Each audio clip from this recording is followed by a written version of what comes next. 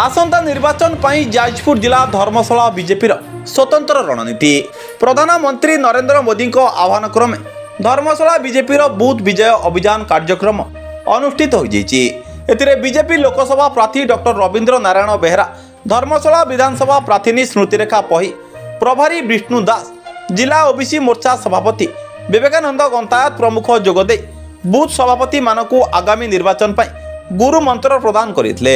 निर्वाचन मंडलीर 264 बूथ सभापति जोग देते। यह अवसर में एक मिश्रण पर्व अनुष्ठित होता। बीजेडी नेता अशोक साहू नेतृत्व में शताधिक कर्मी बीजेडी दल छाड़ी बीजेपी रे सामिल होते। दल में सामिल होता कर्मी मानक दलीय नेतृमंडली उत्तरीय एवं टोपी पिंधाई दल को स्वागत करते। ब्यूरो रिपोर्ट, सूर्यस्त न्यूज। बीजेडी थिलु किंतु बर्तमान जो ओडिशा रे तमिल शासन को विरोध करी एवं तापर द्वितीय है कौन कि धर्मशाला जो माने रहिले नेतृत्व नेले प्रत्येक पंचायत रे माने 5 ରୁ 10 गोष्ठी लेखा प्रत्येक पंचायत रे गोष्ठी कंदल जदि गोटे काम भी होची ताकू भी ताकरी दलर लोक माने ताकू विरोध करी बंद बंद करूछंती। जो थे गोटे साधारण लोकंकर किसी काम दाम भी होनी। एपरिक गोटे छोटिया कथा मु कहबी, मोर भी गोटे दीर्घ 6 वर्ष भितर मोर गोटे रेशन कार्डटे भी नहीं। खोला कथा मु कहूँ कि माने से 6 वर्ष मु सहित रही भितर मु भी कौटी केवल टंकाटे नहीं कि कौटी काम दाम किसी भी करनी।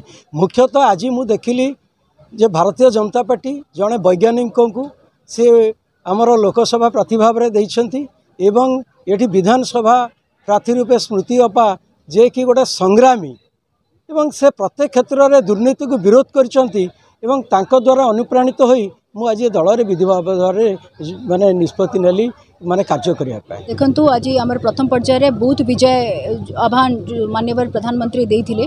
आमर बूथ चलो प्रोग्राम जो चली ता संगे आमर बूथ विजय अभियान आज तार प्रथम पर्याय रे आमे बैठक कलु। एठी आमर विभिन्न प्रकार गोटे वर्कशॉप करागला कि केमी से माने बूथ रे काम करेंगे। तो तापर विभिन्न आलोचना चलला। ता सहित आगामी दिन में को परी भाव में आम रणनीति कसबू या को परी भाव में आम आगु को बढ़ू कि आम विजय लाभ करूँ। तो आज आमर आम सांगरे एठी उपस्थित थिले विष्णु भाई, आमर एमपी कैंडिडेट रवि भाई एंड ता सहित आज बहुत खुशीर दिन कि आम सहित गोटे नूतन भाव में आम परिवार रे आमर समस्तिकर अति प्रिय ये अंचलर नामी धामी मिट्टू भाई जी बीजेडी दल परित्याग करके आज बीजेपी रे जोग देले एंड ता लगी आम समस्त अशेष अशेष धन्यवाद प्रकट करछु कि से माननीय प्रधानमंत्री ठारू प्रेरित होइकि तांको कार्यधारा रे निजुको सामिल करबा पे सी निजुको आज इन्वॉल्व करेले एंड ए प्रोग्राम पर मिश्रण पर्व हेतला अनुष्ठान।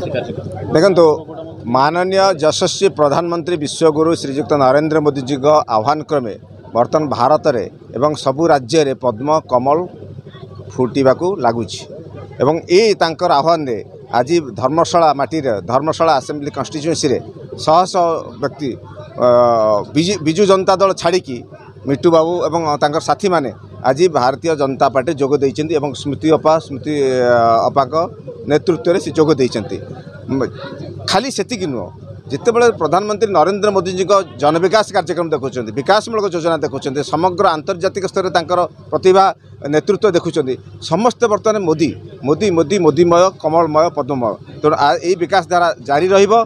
आगामी दिन में धर्मशाला कमल फुटिबो, जाजपुर कमल फुटिबो, पद्मफुल फुटिबो एवं धर्मशाला दुर्नीति हटिबो एवं विकास धारा अव्यवहित रहिबो।